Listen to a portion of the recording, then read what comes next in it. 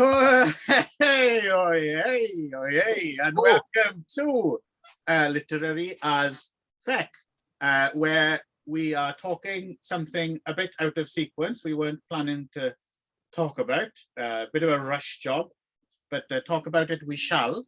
That is myself, Clive Davis, and him over there, Nicholas O'Shea-Con. And we are talking TRIPLANETARY, the first of the E. Doc Smith Lensman novels, originally serialized in, was it Astounding Science Fiction? Yeah, Astounding, yeah. Which became analog later on. So this was in the early to mid 30s, I think. Yeah. And then it was put out as a novel in 1948. Yeah, heavily revised. And then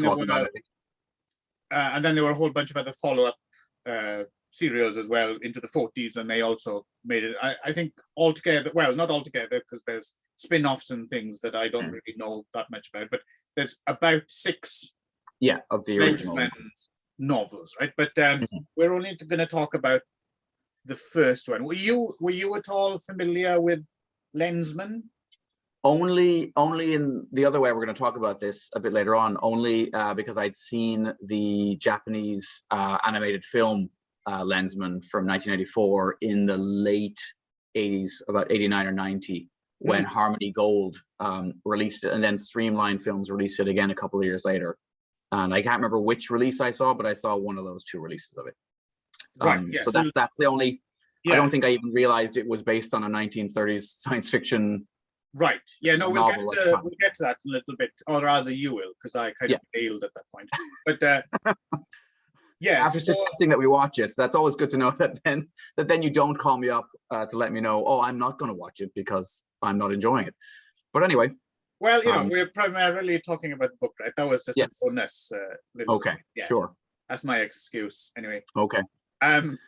So how did you know about? Well, it's interesting. It's one of those things that's always been on my radar a little bit, because it does have a lot of love in the SF community, right? A lot of people, it's one of those things that seems to inspire, great nostalgia in people. And it's interesting as well. It was nominated as, for a Hugo Award or something, as well as like one of the best overall series in science fiction, which I think ended up going to Isaac Asimov's Foundation, which is one of the most boring series of science fiction.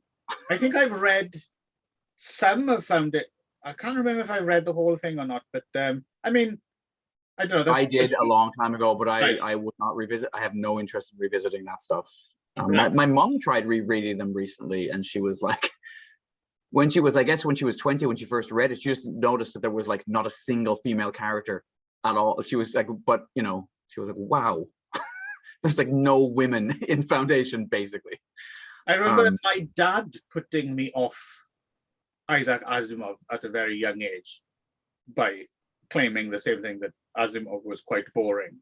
And then when I read him myself, he was like, I didn't find him that boring, I have to admit, but also not that exciting either.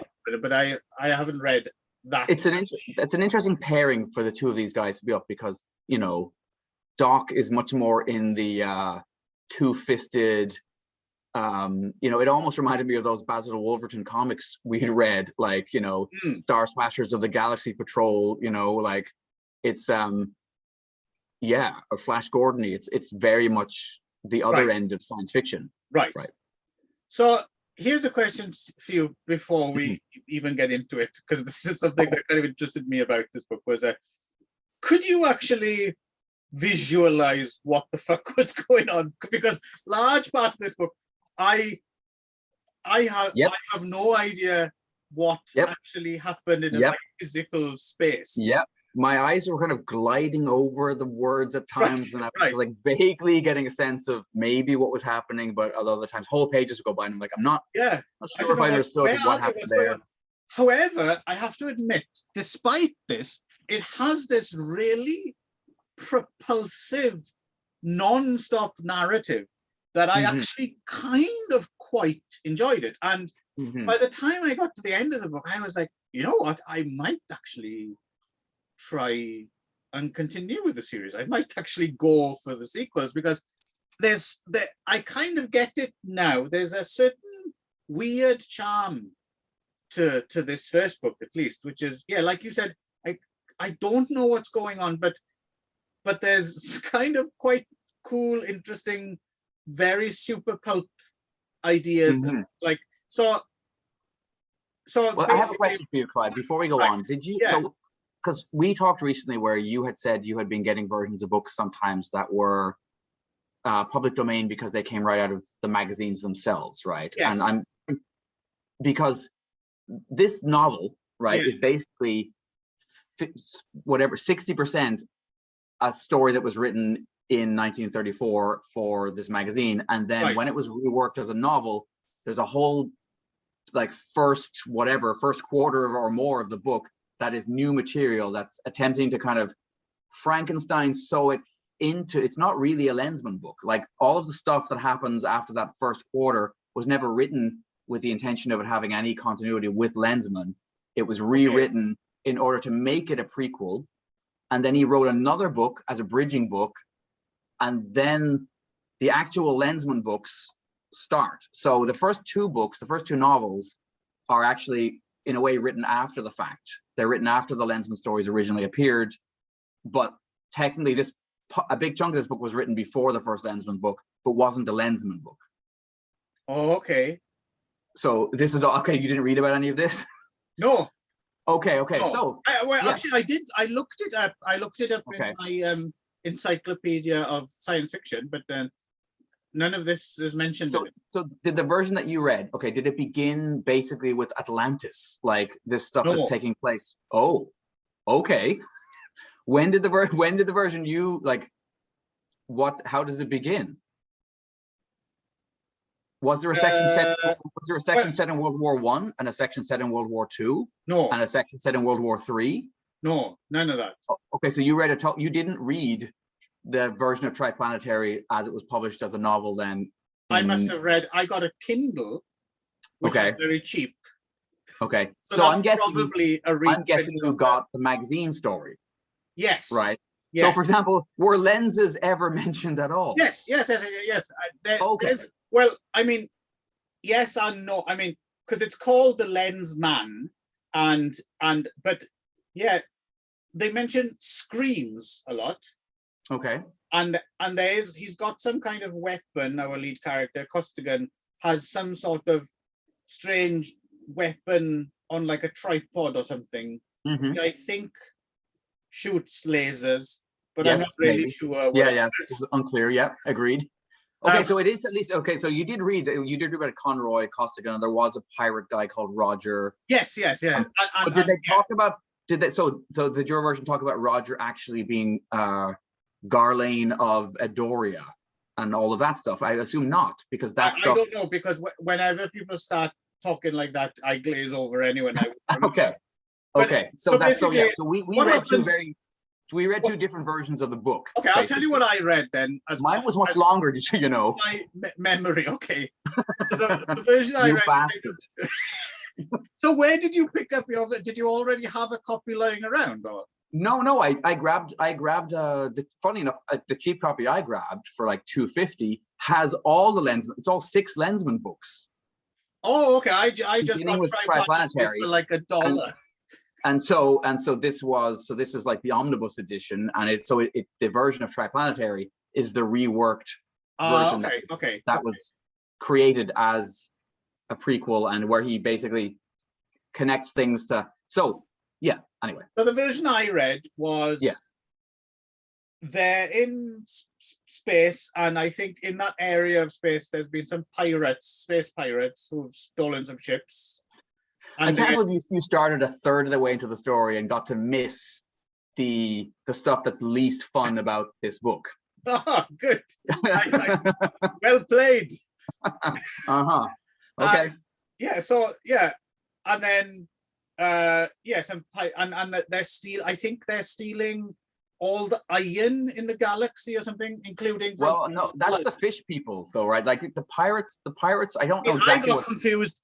Okay. I got confused between the pirates. So at a certain point, there's a pirate menace, and then when Yes. it looks as if the pirate menace is going to get our heroes, Costigan and his a third enemy appears. Yeah. Right, and like, what now? And I was always a bit confused because, so they go to the planet of the fish people, and where there's a whole bunch of different fish people as well. There's Yes, yeah. Which is I like that actually. I like that's my favorite bit. First to the salamander people. Yeah, and when then they're suddenly flying like about, they're in a war with the sub-dwelling, the deep sea fish people. That was like, easily awesome. the most fun part, and closest to me kind of understanding what was going on, because okay, at least I understand there's fish monsters and they're trying to eat the spaceship, and I kind of understood, although I was still confused as to how much of the planet is underwater, how much of it is, and are they now flying about in space, or are they flying about in the water, and where it was all very confusing. And then the fish people as well seem to be quite benign in a way, like they capture them and they don't threaten them, and they give them food, and they just kind of, they can't leave, and I'm not quite sure what they want with our heroes.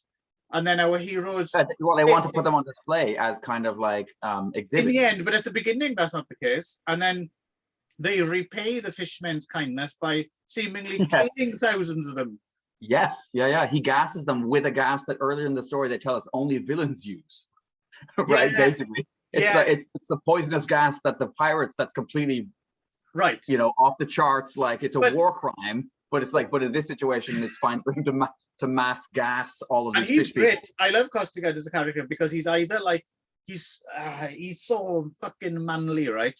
And, but also he's very different. He's like, well, actually, I don't blame the fish people for trying to kill us, because he's very philosophical. And then he's awfully romantic as well, isn't he? And the whole romancy thing is like, that's really strange as well. They stop in the middle of the action often just to say, God damn, I fucking love you so fucking much. Why don't you just leave, because I'll only drag you down. She's, oh, you big hunk of a man. Of course, I love you so much. And you're like, you're being chased by fish people. Stop. Yes. But it's good because it keeps everything amped up all the time. It's all, and he's all wrapped up to manly and awesome, and like, he's great, and she's super hot, I'm guessing. Sounds like it.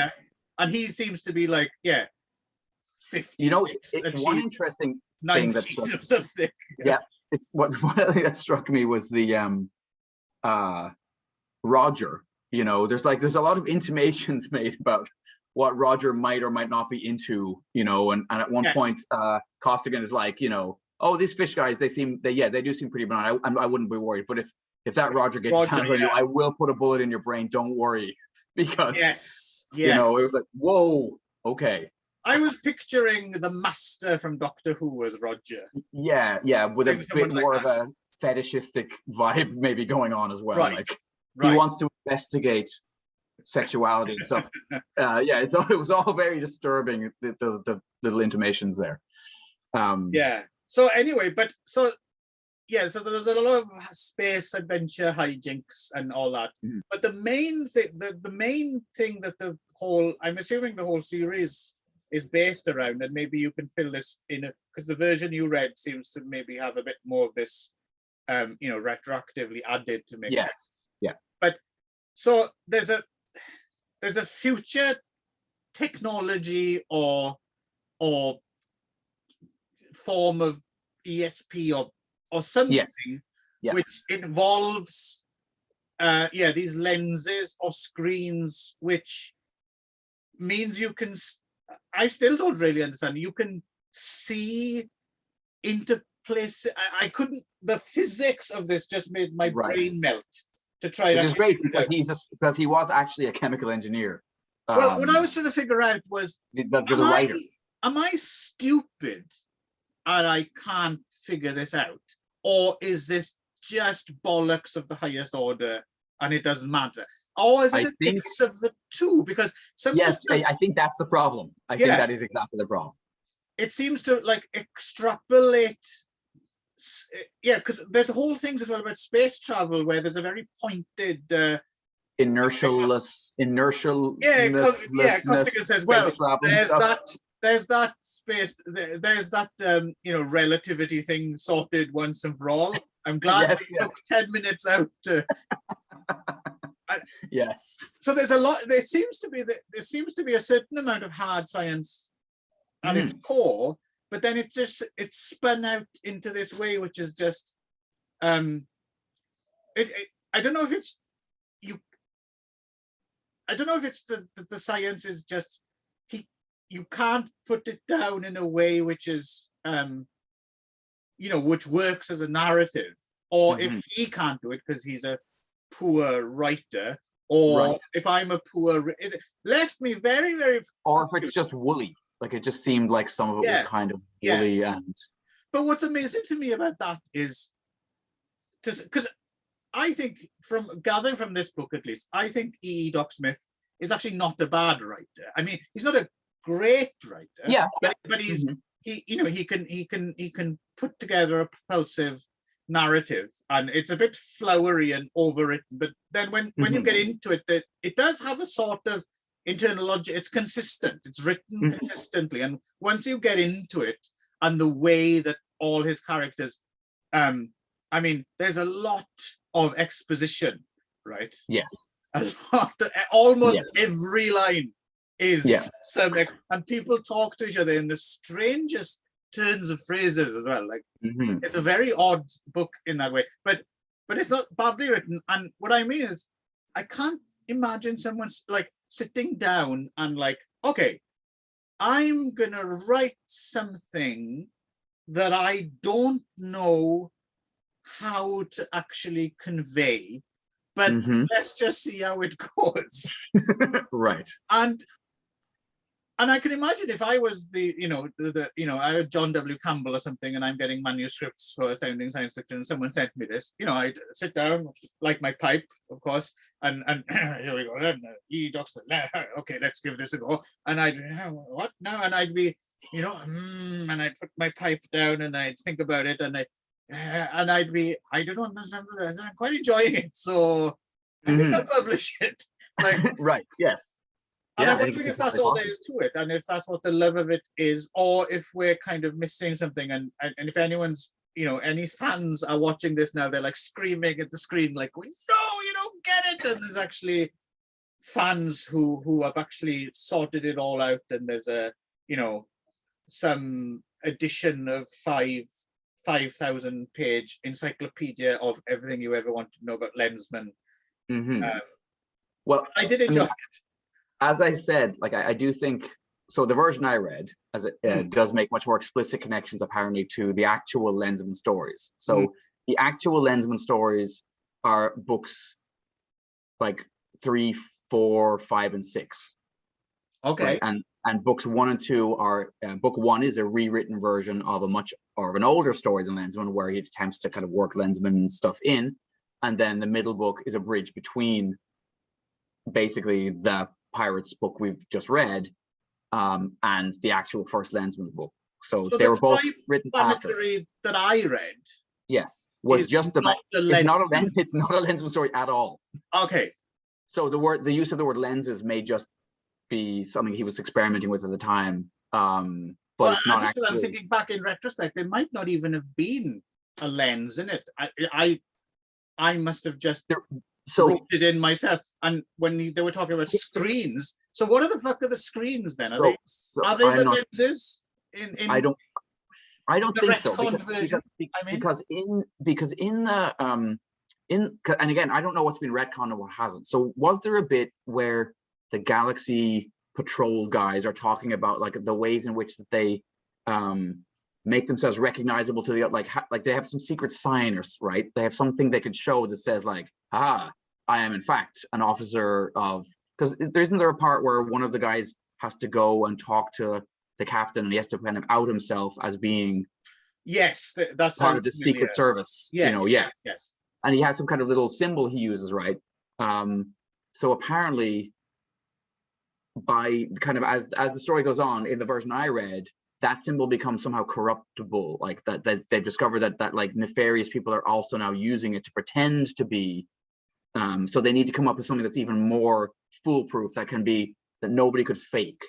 And then apparently in the second book, they come up with this thing called the lens, which you saw. If you saw the beginning of the movie, you saw in the movie it's shown as this like thing that is actually planted in the hat. Not in TRIPLANETARY at all. So that's the bit that No. confused me as well. So basically, I read a non-Lensman novel thinking it was a Lensman novel. Yes. Okay. Yes, but you can see the mistake, because, as I said, apparently it was republished as a Lensman book later on with this extra material jammed in. So to give people an idea of what that is, basically, it's all this cosmic stuff that I think probably would have annoyed you. So as I said, you're better off for not having done that, because it opens with these kind of two godlike alien races. I can't remember, there were the Adorians and the Arisans, and they're almost like beings of thought. And one group is really kind of gross and like materialistic and like focused on power, and the other is, the usual benign, nice alien force. And they become aware of each other in this moment because they have this psychic meeting, but the benign ones are powerful enough to basically wipe out the memory in the bad ones, like that they've ever had this moment. But they then start to plan, because they know eventually at some point, maybe millennia in the future, they're going to have a conflict. And what they decide to do is basically engineer various races around the galaxy, one of them being the humans. So humans there is this whole alien intervention, chariots of the gods, Eric von early, like before, and Lovecraft apparently was because they were all connected. He was part of that group on the outs with those weird fantasy, right? He was, and so there is a kind of and apparently he was a fan of Lovecraft. He liked that idea of. Well, I was thinking of that with the fish people and everything as well. So basically, the book then flashes forward through these various time periods. We go to Atlantis, and apparently Atlantis, which is ancient human history, but had reached a nuclear, they were like an advanced civilization that had nuclear power. And then because of these evil aliens who are constantly interfering in human evolution as well, that all goes kablooey, and Atlantis sinks, and then humanity's knocked back. So they keep showing humanity reaching these points and then getting knocked back to kind of the beginning again. So it takes us through World War I. There's a whole interesting part about World War II, which is a direct chunk of autobiography of Doc Smith's experiences working for the basically munitions people. He fought in World War I. He did active duty. He tried to fight in World War II, but he was 1 year too old, and they said no. So instead, he went off to work as a chemical engineer, basically making munitions. And it's this whole thing about kind of like people getting blown up because of like cost cutting, and like it was actually one of the more interesting parts of the book from that early section, because it seems to be based very much on his experiences. Okay. And well, I'm thinking about the gas as well, right? And the V2. Yeah, so he knew. So that stuff he knew, like intimately. Right. And then there's the second set in World War III, when again humanity's reduced to the ashes. And then we flash forward to the beginning of this space pirate, like Matsumoto Leiji. I couldn't help but see, actually, when I was reading the book, I saw it as if you mashed Matsumoto Leiji's comics up with Basil Wolverton's. So all the characters were Wolverton, like manly men in tight things and like weird looking fucked up aliens. But then all the spaceships and all the science was very Matsumoto Leiji to me. I saw it as those kind of could you understand the screen stuff? Could you? No, I don't. I just know that they were able to communicate with each other somehow across billions and billions gulfs of space. Yeah. And then near the end, they invented a form of like ultra hyper travel. That confused me as well, because it seems they smash into each other, but just barely they're touch. But like they go fine super fast, and at the last moment they just kind of boop. because of the inertia. Yes. Yeah. Inertialessness, Yes. however, that word that they invented. Again, I'm not sure if this is good theoretical science or not. It's because the screens thing as well. So I'm still trying to. What are they? Are they just? Is it just seeing really far? Because there also seems to be some kind of psychic element, and there's all this. Yes, all this which thing that connects, and funny that does connect to the lens. So the lenses in the Lensman books, and I guess in the Lensman thing, they are like they're very much a psychic thing. They can communicate through thought with other lensmen and potentially other people. But it's visualized as well, and it's very specifically on these screens. And it's like, so what are they seeing on the screens? Are they seeing what other people are thinking? And then there's a whole thing about seeing through walls and there's whole sequences where like, I'm going to come and get you and there's all these escape where they seem to have an endless amount of like ships they can commandeer. Like, I managed to get myself a super ship that they just left lying around. I'm thinking, why would they do that? You're trying to escape every 5 minutes. They're not gonna give you access. But then it almost seemed like I'm coming to get you, but I'm use the screen and find where you were. So were they? It almost seemed like somehow they were like traveling like in an alternative space where they could travel like through buildings and things like that, or is that not the case? I don't know. It was all very confusing, Clive. Okay, I'm glad I'm not, because I feel slightly less stupid now that you're as much of an idiot as me. Oh yeah, I was totally mystified by a lot of the actual instance, like mechanics of what was going on. There's whole sequences as well where when they're captured by the pirates, I guess, and so they're in a ship, but then they're talking about walking down the street and there's like buildings. So is the ship so massive that it's like a city under a dome or something? That's kind of how I imagine it. But then sometimes they need spacesuits to negotiate, and then sometimes they don't. So is there oxygen? There's no oxygen. Are they inside the ship? Are they outside? Where the fuck are they? Like I couldn't figure. And it's a testament to how rollickingly entertaining it is that you just don't care. No. You just suspend your disbelief and I might have been slightly more annoyed if I'd read that version you read. That sounds a bit like that sounds like a bit of turd polishing to me. Like, there was I agree. I don't know that it had to be part of the Lensman. I'm not sure why he felt the need to add this portentous big thing to the beginning and then give us a rip-roaring yarn that he'd written years before.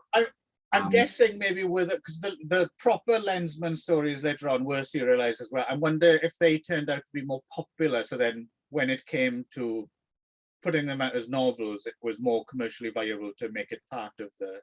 That very much could have been it. Yeah, because I think my feeling from reading just a brief plot synopsis of the first real Lensman stories is that it's much more similar to what we saw in the movie, right? I mean, I'm sure there's lots of liberties. I mean, we'll talk about the movie in a moment. There's lots of liberties taken, but the basic idea of this guy becoming part of this elite corps of galaxy, defenders called the Lensmen and getting this lens thing in his hand, that piece seems to be so I mean, one of the reasons I think why Lensman is so well loved is just because my understanding is that Star Trek, and to a lesser extent Star Wars, like that space opera, basically a lot of space opera ideas come out of this idea of like fleets of ships and captains and kind of this hierarchy and these do-gooder space people and alliances of multiple planets. All of the stuff doesn't really exist much in fiction before the other big one, I think, is Captain Ultra, right? Which is one I'm not familiar with, but along with this seems to have been a big deal in Japan. And there was a tokusatsu TV series. And so a lot of, we'll talk about this when we get the film, but a lot of the tokusatsu stuff and the anime and stuff as well seems to have been, this period seems to have been massively influential Oh, yeah. translation. I saw, as I said, I felt Matsumoto Leiji all over this, even though like this has to have been a big influence on his view of the universe.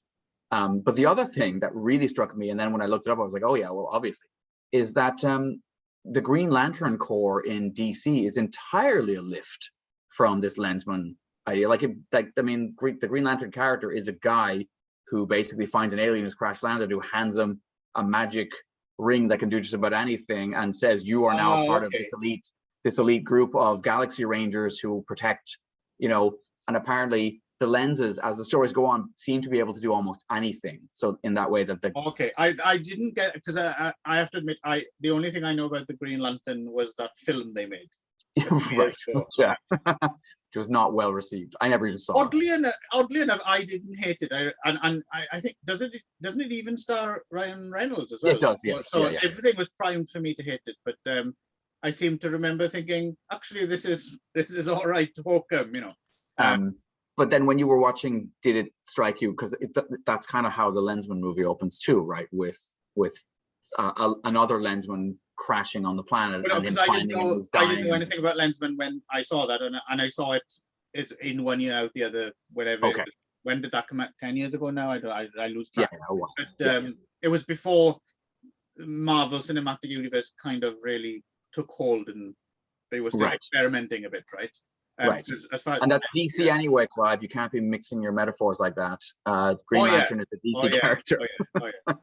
Actually, there was one quite good, that's why I remember now, there was one quite good consequence of, there was around the same time, because I think that DC Green Lantern film came out at the 75th anniversary of DC, I think. Right. And there was an accompanying, around the same time, a documentary came out, which I think Ryan Reynolds narrated, actually, because he was in Green Lantern. I can't remember what it was called now, but it was basically 75 years of DC.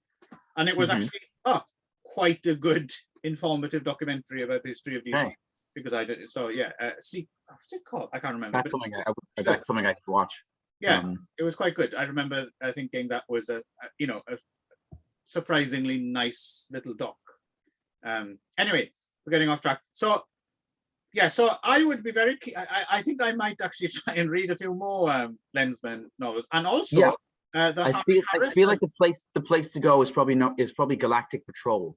Which is book 3, but actually I suspect book 1, like of the actual Lensman stories. And there's a Harry Harrison parody. Yes, Star Smashers of the Galaxy Patrol, or whatever it is. Yes, Galaxy Rangers. Yeah. That makes perfect sense, because that's the other thing that this reminded me of, was very much a Harry Harrison. I mean, like, we just read Death World not that long ago, and there's a lot of overlap here. Well, more than that, what I specifically it didn't surprise me in the least is also because Harry Harrison parodied Starship Troopers as well, right? And there's a lot of Robert Heinlein as well, right? I think but apparently Robert Heinlein was friends with EE and hugely influenced by him. So Heinlein is doing that's exactly what I thought while I read, even before I made the connection and looked it up and looked at the Harry Harrison thing.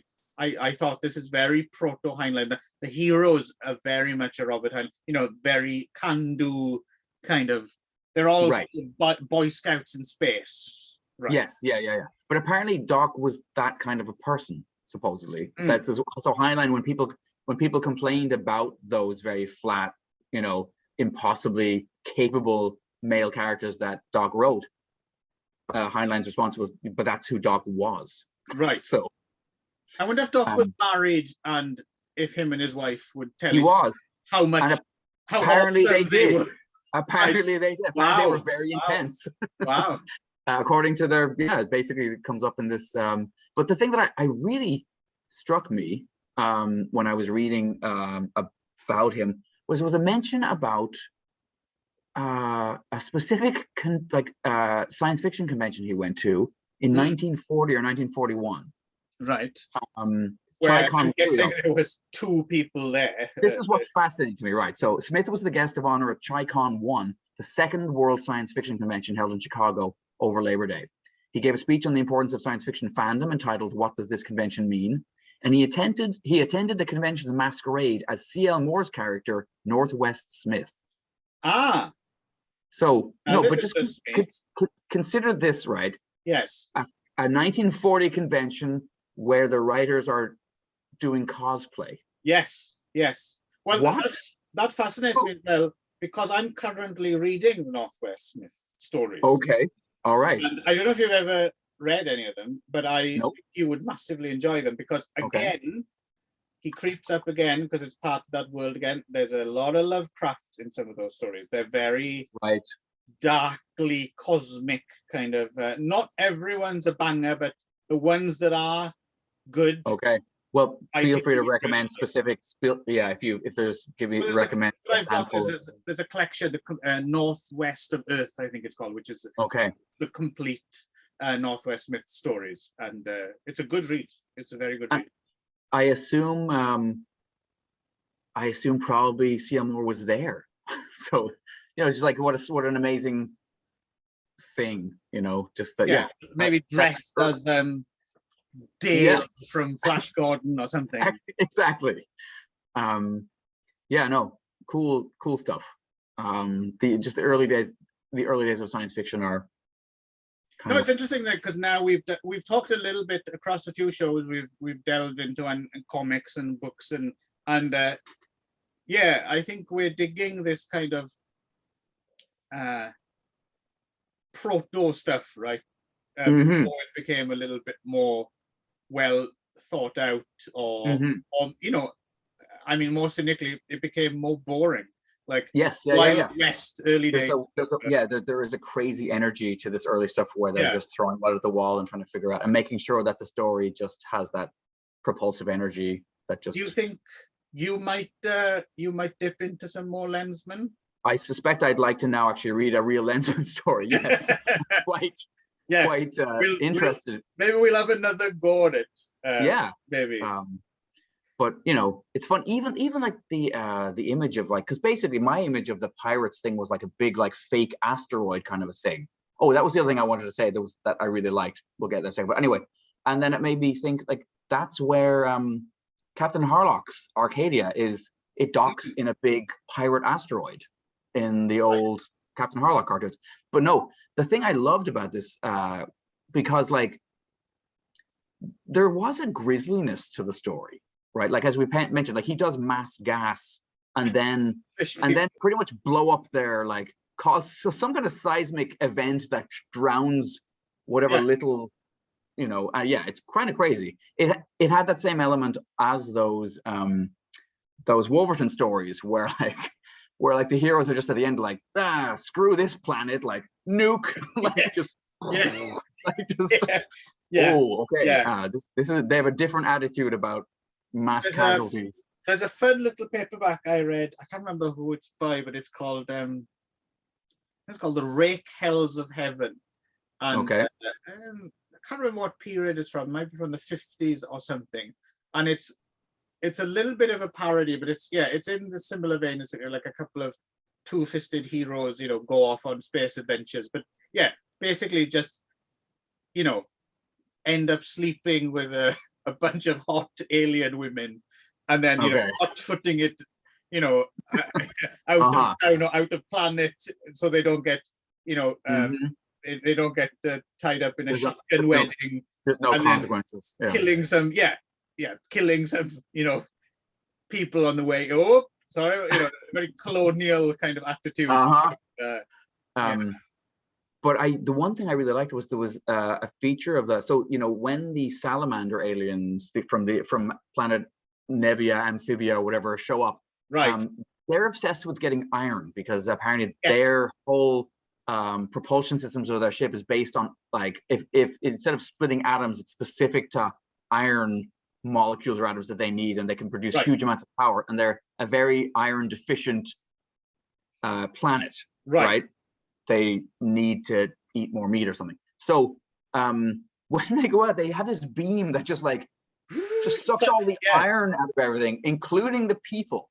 Yes, from people's blood, right? Yes, that's cool. And so at one point they find this guy's corpse, and his blood's gone white. Yeah. Yeah, and it just feels like they're just melting whole spaceships down into like this red protoplasm, and That's then a cool. sucked it into their ship. That's a cool sort of image. It also reminded me a little bit. I'm just thinking in terms of, this kind of weird, like you said, these kind of weird space, because it can go either way. Because as you know, I'm no fan of the Star Wars universe, but that's kind of one way you can go with. And in fact, we'll talk about it when we get to this fucking shit film. But then there's another way you can go with it, which is fun, which is things like Life Force and the Space Vampires. Yes, that for kind sure. of stuff. Which actually, I mean, Colin Wilson, who did that, the whole opening part with these two ancient alien races, one evil, one good, who are having this hand in human, that's totally stuff that Colin Wilson picks up on later. His like Mind Parasites book and stuff like that that's what that is, basically. But yes, I suppose we should now talk about, so there was a Lensman, and this is interesting too, because this actually could have gone into one of our other one of those other shows, like Film Crack. Apparently those that we're never going to run that joke into the ground. Lensman was originally I've never met a joke yet that I haven't been been able to. Lensman was originally, before it was made into this 84 movie, it was adapted as a 24-part it started off as a Lensman Galactic Patrol TV series, and then that was kind of, which apparently is almost unseeable now. It's one of these things, one of the very few anime series that has not been re-released on DVD, and apparently the Lensman movie itself is still, the versions we seem to be seeing on places like YouTube are sourced from a Laserdisc. Yes. Now I do have a question. Did you what language did you watch it in? So on YouTube there's a number of different versions. Yeah. And I started off watching, and I knew there's the longer 107-minute version. Yeah. And then there's a shorter 50-minute, which they also changed the ending of, right? A little bit from what I understand. So I started watching one, and it didn't have any subtitles. And I thought, I should probably watch this with subtitles. And then there was another 107-minute version on there with subtitles. Sorry. It didn't have subtitles. It was dubbed into English, but it was the 107-minute version. Right. So I didn't bother with this. I'm not watching this fucking. I'm not even watching it once, let alone twice. Right. So, so did you watch the same one? So what I did was, the first time I watched it years and years ago, when I was a kid, basically, was I watched an English dub, but I found a Japanese, like a very nice looking print with subs on YouTube, and it made a difference. And one of the reasons I think it made a difference is the music. Was all the music in yours Japanese? Like Japanese rock songs? That doesn't ring the bell. With Japanese lyrics, yeah. So I think it's probably, you probably need, if you're going to make it less insufferable, you need to watch it in Japanese, because A, the voice acting is going to be better, right? And B, the music really made it for me. It was so cheesy, over the top, like 80s Japanese rock. That's up your alley. That's not up mine. I don't know. Yeah. No, my problem was it was just from the beginning, the whole story that, I mean, for a start, it's not even, I mean, I know we didn't even read a Lensman book, so we don't actually know what Lensman is, but I'm pretty sure this isn't Lensman either. I did some kind of no, one of the reasons maybe it's not, one of the reasons it's not perhaps being re-released on DVD is that apparently the EE estate hated it, like with a passion. Yeah, they were I'm with them. Totally upset about the way that it dealt with his writing. So yeah, I mean, I don't know what to say, except that basically, like, you have this character. So Kinnison is the main character in it, and that is a name that shows up in this stuff that's interpolated into the version I read. So Kinnison apparently is this genetic line that these benevolent aliens are kind of getting ready to become the ultimate Lensman. And so the main reason as well it disappointed me was because I was so bewildered by the book. I was really looking forward to see it realized in visuals, and then so I was expecting a lot out of this film, even if it was terrible. At least I was hoping it explained to me how it worked. But instead of that, I just got some shitty 3D animation stuff as well. Hang on. That would have been absolutely groundbreaking. I think this movie comes out one year after like Tron. It's like that anime Golgo 13 film, right? That has that state-of-the-art 3D animation bit in it then, and you watch it now and it's just but you know, we have to think about things in context, right? I don't have to do anything, motherfucker. I'll do whatever I like. If I want to be unreasonable about this horrible film, I will. Okay. But I will say, it begs a bunch of questions to me, and that's one of the reasons I want to read that first Galaxy Patrol one. Like, is there a sidekick who seems to be part Yakuza, part Oni, part Chewbacca? You know, like that whatever the hell that thing was that he was with most of it, and then, you know, did you get as far as when like the thing that looks like Anubis had sex with Nemesis the Warlock shows up, who is another Lensman? How much did you watch like the first 10 minutes of this and then shut it off? Yep. No, I watched the first 10 minutes of it and then put it into double speed. Okay. For a further 30 minutes, and then just skipped to see if there was anything looked interesting, and there wasn't. So and fully, I'll say up front, I'm not actually properly reviewing this film because I haven't actually seen it. Yes. But that was just like I said, that this is about the book, right? So that was just I just couldn't stomach it. It was late at night. I had to wake up early to do this. Directed by the guy who directed Ninja Scroll, Wicked City, and Vampire Hunter D. For those anime folks who care about these things. Yeah, all of which are more interesting than this. What did you enjoy it? I think probably it was fine. It was fine. I didn't. It was by no means great. And I mean, and you know what? I would argue it was actually good animation. Dodgy. 1984. Well, the other stuff was fine. The non-3D stuff was okay. Yeah. Because that didn't date so badly. Right? There was a lengthy chase scene in it that was like, well done. It reminded me almost of Akira in a way, like although a few years before. But like that kind of attention to detail, attention to action, attention to some of it was very Gigery near the end. Some of the design that was kind of satisfying. Yeah, it was. I mean, it was what it was. It was not. It reminded me of something else kind of cheesy from my youth that I liked, which was the Star Chaser, The Legend of Orin.